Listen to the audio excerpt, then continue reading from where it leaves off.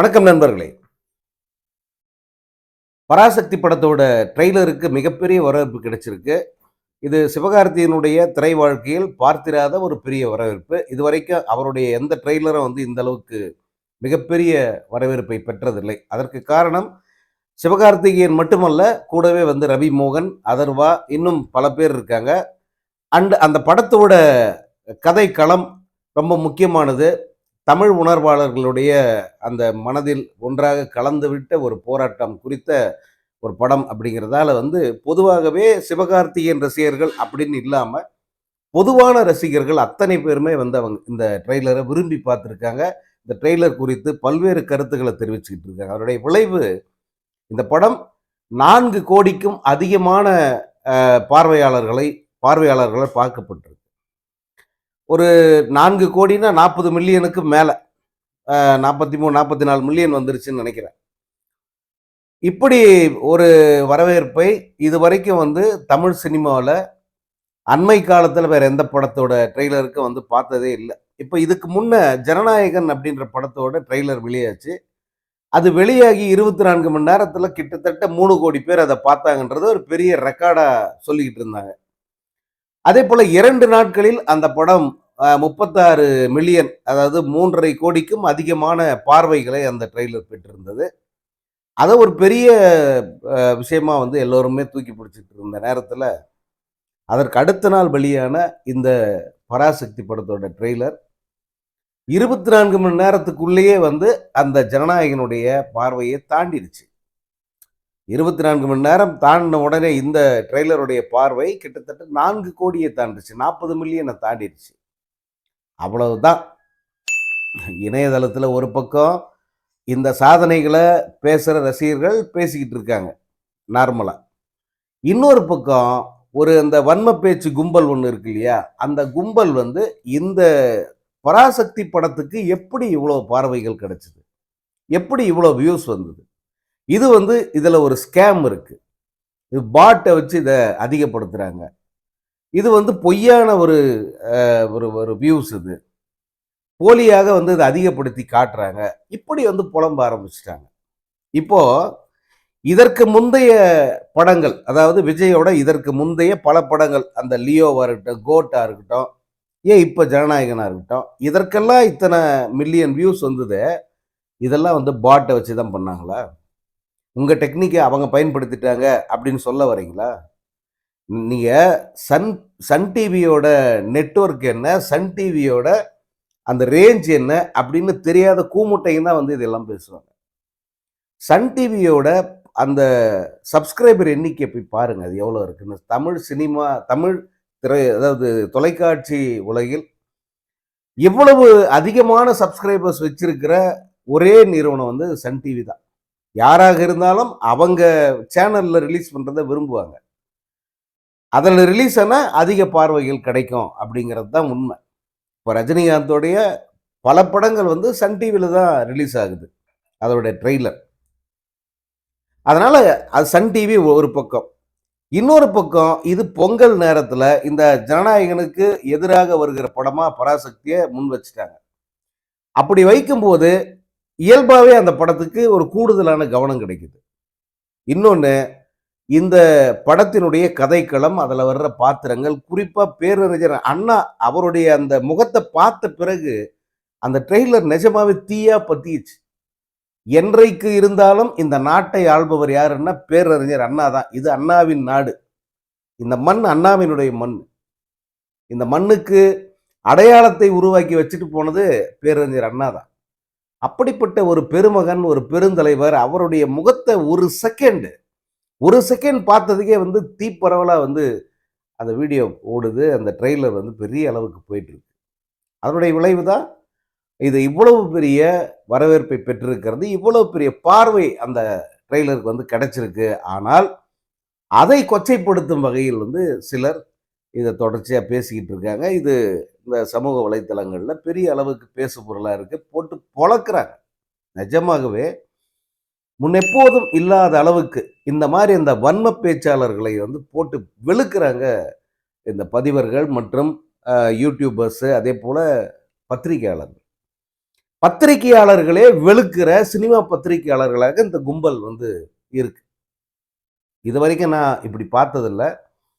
இப்ப இந்த பராசக்தி வர்சஸ் ஜனநாயகன் அப்படின்னு வந்த பிறகு அந்த கூட்டத்தினுடைய உண்மையான முகம் என்னங்கிறது எல்லாருக்குமே வெட்ட வெளிச்சமாயிருச்சு. யாருமே வந்து அவங்கள அம்பலப்படுத்த வேண்டிய அவசியமே இல்ல. தானே வெளிய வந்து அவங்க எல்லாத்தையும் காட்டிட்டு அம்மனமா நிக்கிறாங்க. நான் இப்படித்தான். நான் விஜய் சொம்பு தான். விஜய் கிட்ட நான் காசு வாங்கிட்டு இத செய்றேன். விஜயுடைய மேலாளர் அல்லது விஜயுடைய அந்த அ ஒரு பினாமி புரொடியூசர் இருக்காரே, அவங்கிட்ட வந்து நானு அவனுடைய கம்பெனி கிட்ட சம்பளம் வாங்கிட்டு தான் வந்து நானு இதையெல்லாம் பேசுறேன். என்ன பண்ணுவீங்க நீங்க? அப்படின்னு கேட்குறாங்க. எல்லாத்தையுமே வந்து அவங்க எல்லாத்தையுமே தொறந்துட்டு எல்லாத்தையுமே தொறந்துட்டு அம்மனமா ஓடுறவன நம்ம என்ன பண்ண முடியும்? நம்ம அதில போய் யாரையும் அவன வந்து அம்பலப்படுத்த வேண்டிய அவசியமே இல்லல்ல. அவனே அவன காட்டிக்கிறான்ல. அப்படி காட்டிக்கிட்ட அந்த கும்பல் வந்து தொடர்ச்சியாக பராசக்திக்கு எதிரா பேசுது. என்ன அதில அ ட்விஸ்ட்டுன்னா, அது இம்மி அளவு கூட எடுபடல. ஒரு இம்மி அளவு கூட தாக்கத்தை ஏற்படுத்தல. மாறாக அது ஒரு பெரிய ஜோக்கா மாறிடுச்சு. பல மூத்த பத்திரிகையாளர்கள் போட்டு வெளுக்குறாங்க. பெயர் சொல்லியும் வெளுக்குறாங்க, சொல்லாமயும் வெளுக்குறாங்க. அவங்கள வந்து கிட்டத்தட்ட எலும்பு துண்டுக்கு நாக்க தொங்க போட்டுக்கிட்டு அலையிற நாய்களுக்கு இணையாக வந்து சித்தரிப்பதை பல வீடியோக்கள்ல பார்க்க முடியுது. அந்த மாரிலாம் வந்து இதுவரைக்கும் யார பத்தியும் மூத்த பத்திரிகையாளர்களும் சரி, சமூக வலைதளங்களில் இயங்குகிற மூத்த பதிவர்களும் சரி, யாருமே அப்படியெல்லாம் பேசி நான் பார்த்ததில்ல. முதல் முறையாக அதை பார்க்கிறேன். காரணம் என்னன்னா, ஒரு பொய்யை தொடர்ச்சி வம்பாக வந்து அவங்க பரப்பிக்கிட்டு இருக்காங்க. எது நடந்தாலும் அதில் வந்து ஒரு அரசியல் காரணம். எது நடந்தாலும் அதில் வரும் ஃபேக்கு. எது நடந்தாலும் அதை ஒரு குற்றமாக எடுத்து பிரச்சாரம் பண்ற ஒரு இயல்பு. இதெல்லாம் தான் வந்து அவங்கள இந்த அளவுக்கு ஒரு மோசமான ஒரு மனிதர்களாக பத்திரிகை அந்த சினிமா பத்திரிகை துறையிலே வந்து அவமான சின்னமா வந்து எல்லாரும் பார்க்குற அளவுக்கு மாத்தியிருக்கு.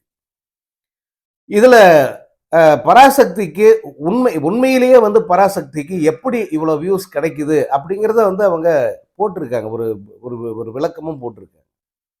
ஒரு செகண்டுக்கு வந்து இத்தனை பார்வைகள் வந்துகிட்டே இருக்கு. ஒரு செகண்டுக்கு 3000 பார்வைகள். சில நேரங்கள்ல 5000 பார்வைகள். பார்ப்பாங்க. ஏன்னா உலகம் பூரா இருக்காங்க பார்வையாளர்கள். தமிழ்நாட்டில் மட்டுமே கிடையாது. இந்தியாவுல மட்டுமே கிடையாது.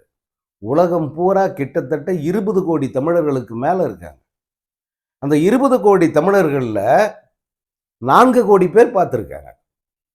இத நீங்க இப்படித்தான் எடுத்துக்கணும்.